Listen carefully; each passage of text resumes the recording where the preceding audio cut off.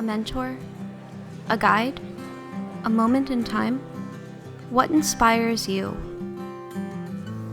When I think of inspiration, I think of two words. I think of opportunity and I think of hard work. The students in the honors program inspire me every day because they live out Educate for Service. What inspires me most is my father, a former Navy captain who taught me from a very young age that no matter what your job is, whether it's sweeping the deck or flying planes, to always be the best of what you are. The late Shirley Dykert inspired me to volunteer more, to give 110%, and then to do it with passion. I thank her for that. I find inspiration from a good story told by a good storyteller.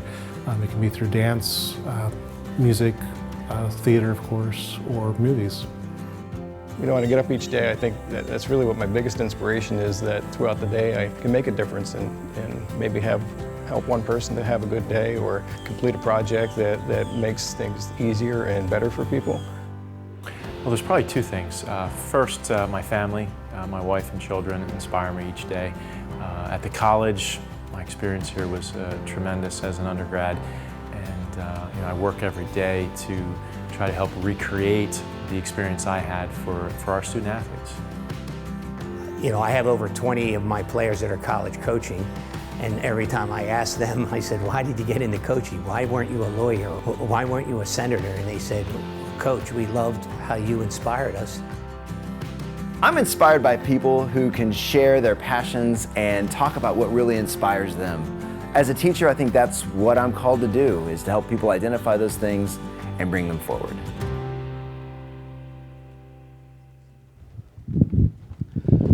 Good evening. Oh, you can do better than that. Come on. Let's have a little E-Town pride. Thank you all so much for being here tonight. My name is Matt Fritz, and I'm Associate Professor of Music here at E-Town College. We're excited to have this announcement tonight. Before we do, one more round of applause for all the students, alumni, and friends here.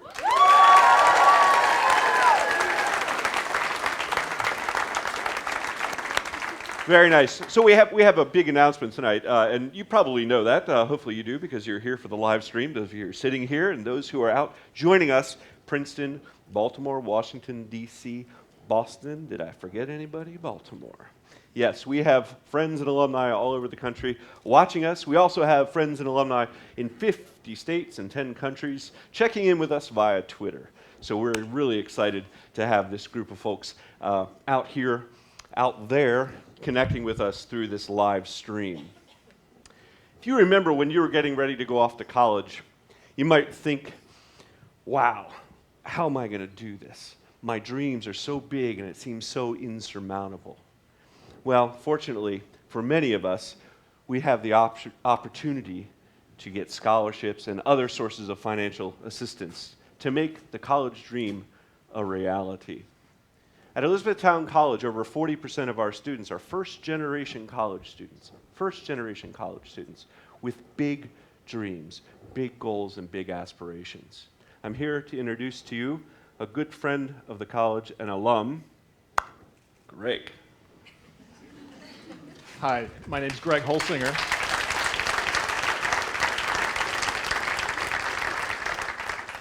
Class of '84, and I come from a long line of Holsingers that love E-Town College.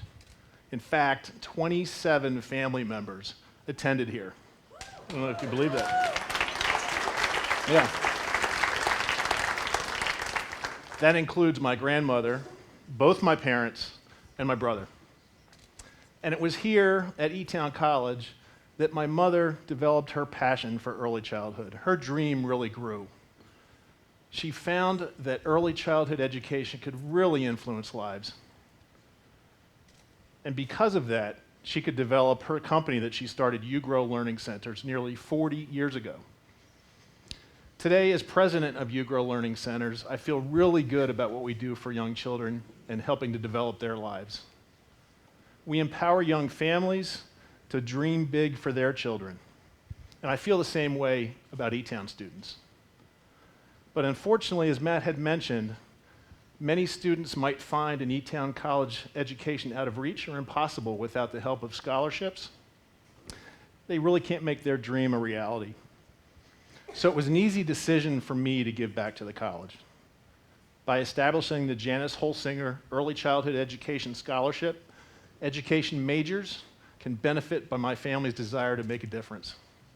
And you know, I've come to realize E-Town and UGRO are a lot alike in that we empower students to serve. So it's neat that the two recipients of the scholarship are here tonight, Joelle Ford and Sarah Poole.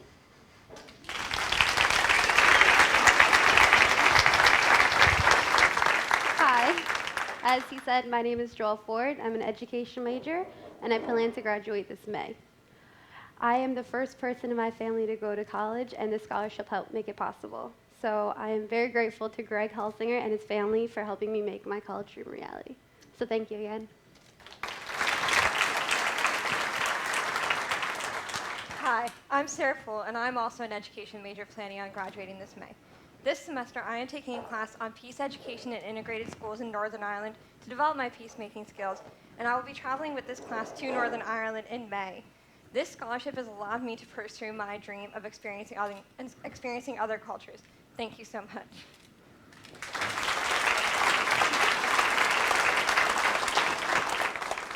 It truly is inspiring to know the impact that donors are having on our students.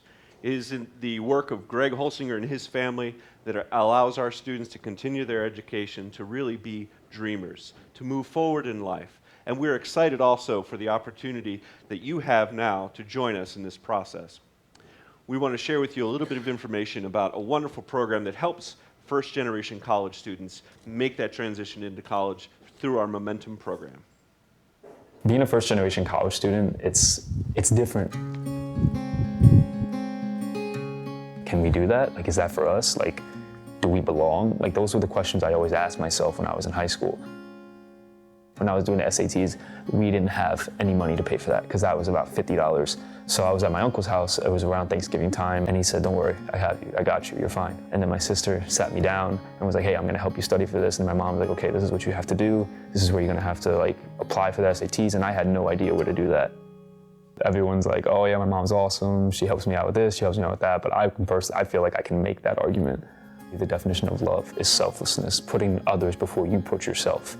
And she was the definition of that. She always put my sister and me before she would put herself. I wouldn't be here without my family. My mother being both my mom and my father, and my sister being my backbone.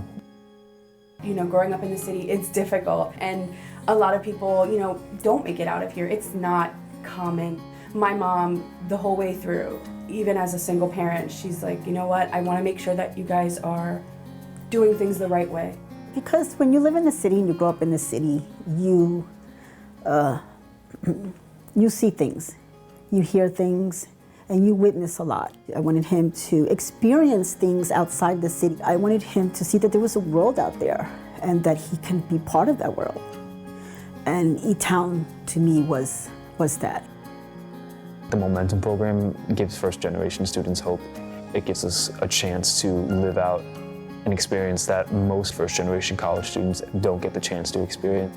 Coming a week early, experiencing what the basics are of college, what it takes to succeed, and just the idea that like, hey, like this is a new start and it's time to try new things. And I believe that the Momentum program is the starting blocks to your success, not only in college, but in life.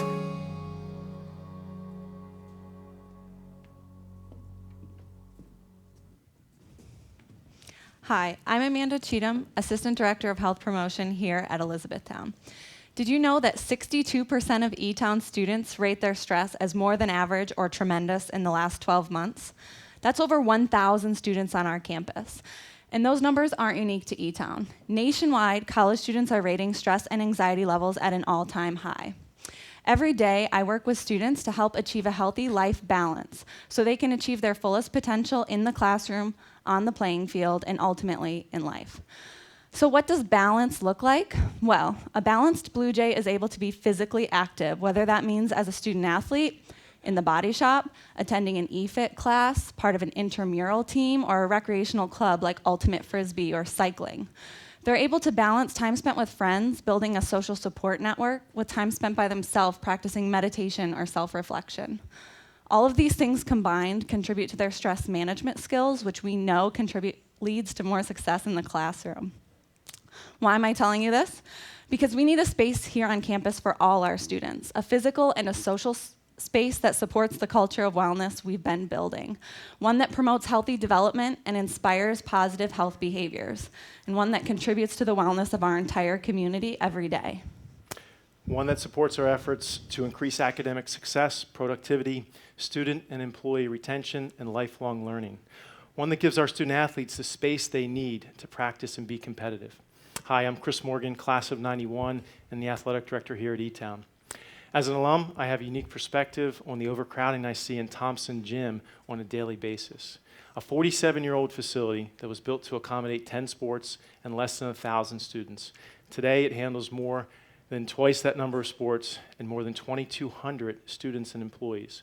It's a facility whose hallways are still the winter indoor training facility for our track and field student athletes. The time is now. We have a vision for sport, fitness, and wellness here at E-Town, and our vision is to build a facility to accommodate all the wellness, fitness, and training needs of our students. Because as Amanda said earlier, balance is the key student success. This facility will become a hub of health and activity on the east side of campus, and that's an area we've looked to develop for many years. As we look toward our future, it's a healthy one, an active one that inspires me. A balanced life keeps us true to ourselves, our community, and the college's heritage. Shortly after the college began, it selected the motto of Educate for Service, and we have retained that motto for over a century. As the college moves forward and thinks about new programs, it's really important we have a sense of authenticity with our past, a sense of integrity with those historic values, whether they be community or peacemaking or service. And it's repeated again and again on campus that what we are about here is a kind of education that helps young people identify their skills and their passions in ways in which they can serve. When the Young Center was founded in 1989, our primary focus was on serving students. We had no idea at that point how many people from the outside would be interested. And it's remarkable, in the past 25 years or so, we have had hundreds of international scholars coming to the Young Center. And so we quickly have outgrown our facilities here. The projected expansion will be very important for us because it will enable us to provide additional services to scholars coming in terms of office space, classroom space for students and lecturers, and also a gallery when you enter the building that shows and helps to interpret our Anabaptist Pietist heritage. The college historically and our religious tradition has emphasized a sense of frugality. We always try to be very good stewards of the generosity shown to us by friends of the college in running a very effective and efficient operation. When people make contributions to Elizabethtown College and its future, it's not an investment just in bricks and mortar here, but it's an investment in the future of these young people who will be contributing lives of service for many, many years.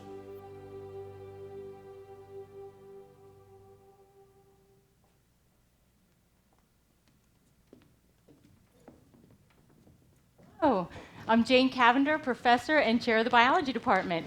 And what I want to talk about tonight is engagement. So what is engagement? Well, for me and the faculty behind me, it means commitment and connections. Being part of the student's experience when the light bulb goes on and it all makes sense. When the student has their research results connect to the information that they learned in the classroom. This is really why we teach. This is why we love our students, and this is why we love the excitement of discovery. Tyler. Hi, my name's Tyler Butkus. I'm a junior chemistry and business double major here at the college, and I'm also fortunate enough to call myself a STAMP scholar. About a year ago, I ran into the business department here on campus looking for one of my professors, Dr. Sandhu.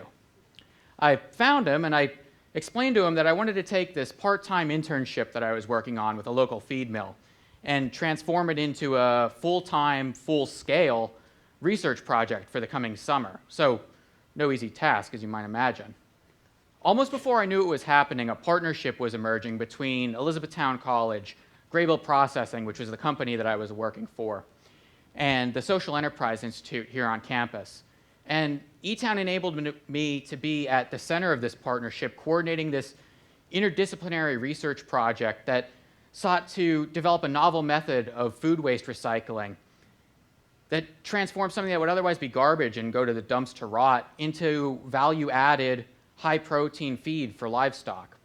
This process, which utilizes a species known as black soldier flies, has the potential to revolutionize the way organic waste is processed, especially in developing economies.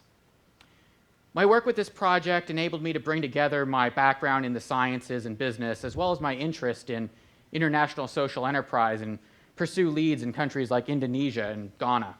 In fact, I'm thrilled to announce that I recently found out that I've been selected to receive a 2016 Critical Language Scholarship, which means I'll have the opportunity through the U.S. Department of State to spend 8 weeks this coming summer in Malang, Indonesia, learning Bahasa, which is the official language of Indonesia. And none of that would have been possible without the help of Joel Januszewski, who helps students like myself here at the campus pursue prestigious scholarships and fellowships all across the world. So thank you, Joel, thank you, Petru, and thank you, E-Town, for allowing me to take up that incredible opportunity.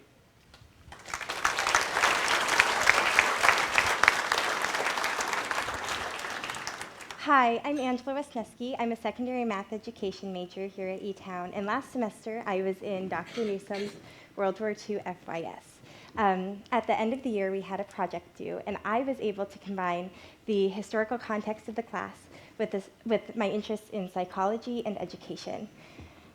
I was able to find diaries and memoirs, as well as recorded interviews with Jewish students during World War II.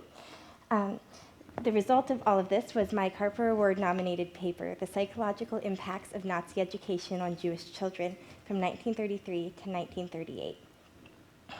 But approaching this project wasn't easy for me. I don't consider myself to be good at history by any means, so it all seemed a little bit intimidating.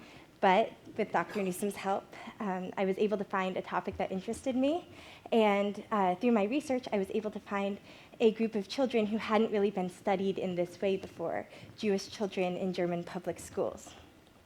When I took this idea to Dr. Newsom, he was so enthusiastic and encouraging about it, and that really allowed my paper to be an academic success and really personally fulfilling for me. So thank you.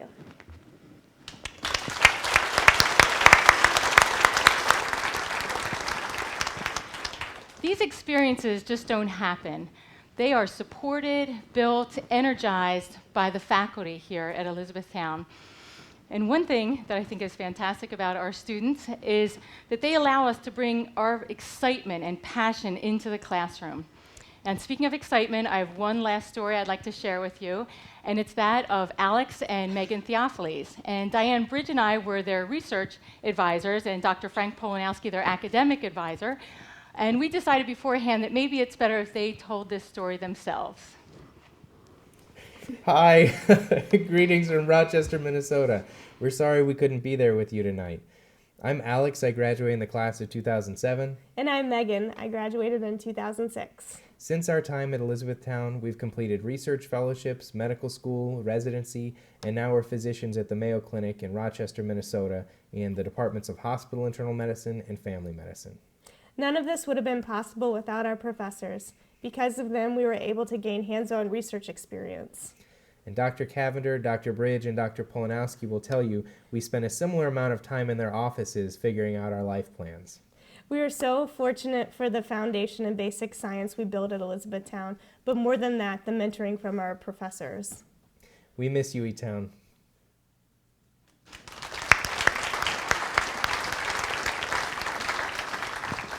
As faculty members, your support and development of us allows the teaching and mentoring and the ability to do research with these fantastic students. Really, it is so critical that your support can be translated directly into student work. And we just want to say thank you, and that it is a big world out there. And giving students this research experience is what's going to prepare them to succeed in that great big world. I think the students that come here are looking for a way to broaden their world or even color their world. That idea was part of what Paul and I included in our thinking with the gift that led to this speaker series. And we thought this would be great to have a speaker series that could include people who have worked in this field globally. Lema Bowie, Nicholas Kristof, Shirin Abadi, Muhammad Yunus. You know, as a former art teacher, when I think of these cultural experiences that these students have and equating them to different colors on a palette, every student will take certain aspects from different people to create their own painting of what their world might look like. Going somewhere that you've never been or heard of or thought of going to, going somewhere where you don't know the language, you can't connect to Wi-Fi really easily, you can't run to Starbucks and grab your favorite latte, that's what'll really make you grow. And one of my favorite quotes is Brian Tracy, who says, "It's only when we are willing to be awkward or uncomfortable that we really grow." And I think that going abroad and being somewhere that you don't know anyone, you might not speak the language, it's a totally different culture. It also, I think, opens you up to your own prejudices that you don't even realize that you have when you're here and so isolated. The beauty that we see in this endowment is whether you're a communications major, a bio major, an English major, it doesn't matter what you're going to study or how that may translate into whatever you end up doing in life. This experience will make you a different person. I think it'll make you a better person, a better global citizen, better just human being in general, just having more perspective on life. I always look back and think, if not for this program, would I be where I am today? And that's probably the foundation of why E-Town means so much to me.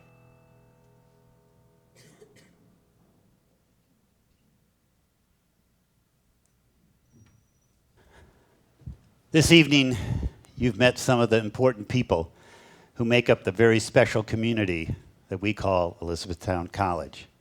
Stories like theirs happen every day here. Hello, I'm President Carl Strickwerda.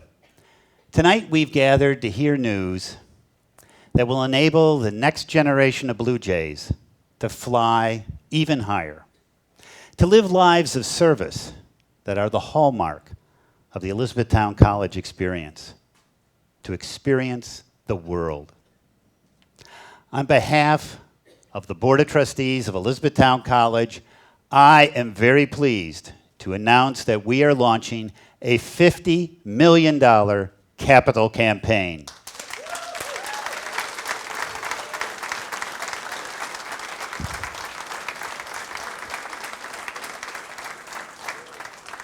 To date, we have raised more than $29 million towards that goal, including over $10 million for a new sports, fitness, and wellness center.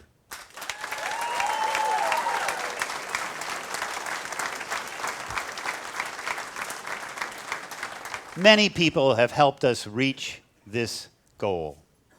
I want to thank Jim Schreiner, class of '73, chair of the campaign steering committee, Bob Kerr, class of '64, chair of the board of trustees, Judy Ware, class of '68, leadership gifts chair, Vice President David Beidelman and his fantastic team in institutional advancement, and literally hundreds of other volunteers. Their tireless efforts have made this campaign a reality, and they will continue to lead us until we reach our goal. And I want to say thank you to everyone all around the country, all around the world, who's been following this event. And a special thank you to everyone who has given to Power of One. You only have 4 more hours.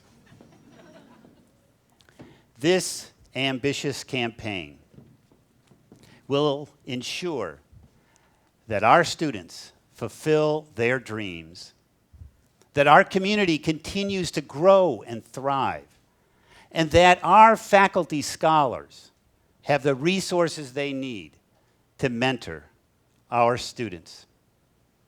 We need you to be with us as we move to reach our goal. I know you will join with us in this amazing journey. Be the future, be inspired.